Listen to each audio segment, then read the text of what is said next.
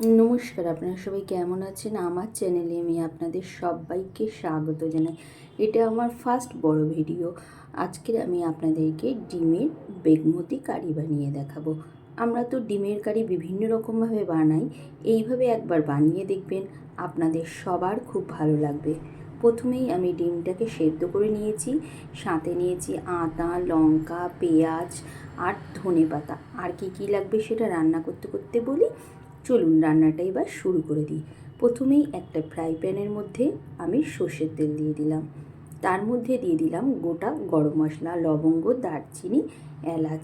সেগুলোকে যখন ভাজা ভাজা হয়ে আসবে, ভালো একটা গন্ধ বেরোবে, তার মধ্যে দিয়ে দেবো পেঁয়াজ কুচি। পেঁয়াজটা আমি বেটে দেবো না, কুচিয়েই দেবো। আর ডিমগুলোকেও দিয়ে দেবো। ডিমগুলোকে একটু চিড়ে চিড়ে দেবো। ডিমগুলো সেদ্ধ হয়ে করে নিয়েছি।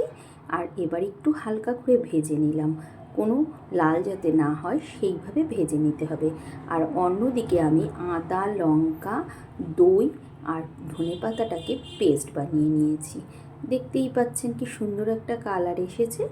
এবার ওই ধনেপাতা, আদা, লঙ্কা সব দই দিয়েছি 2 চামচ, সেটাকে এই ডিমের মধ্যে দিয়ে দিলাম। দিয়ে এবার ভালো করে কষিয়ে নেব। আর সাথে দিয়ে দিলাম নুন, হলুদ আর একটুখানি কাশ্মীরি লঙ্কার গুঁড়ো। এবার আমি মিক্সার ধুয়ে ওই জলটাও দিয়ে দিলাম যখন ভালো করে কষানো হয়ে গেল। এবার খানিকক্ষণ ফুটিয়ে নিয়ে আমি একটুখানি সময় নেব, 5 মিনিট, যতক্ষণ না ভালো করে এটা ফুটে উঠছে ততক্ষণ পর্যন্ত।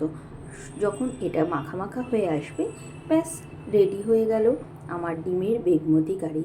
এই রান্নাটা জানেন তো খুব দারুণ খেতে হয়। আপনারা অবশ্যই একবার বানিয়ে খেয়ে দেখবেন। দেখবেন আপনাদের সবার খুব ভালো লাগবে।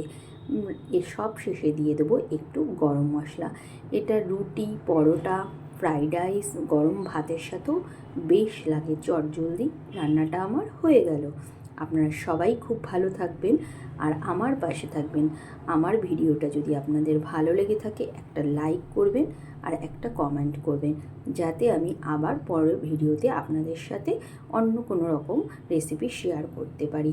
অবশ্যই কিন্তু আপনারা আমার পাশে থাকবেন। প্লিজ আমার চ্যানেলটিকে একটা লাইক করবেন আর সাবস্ক্রাইব করবেন।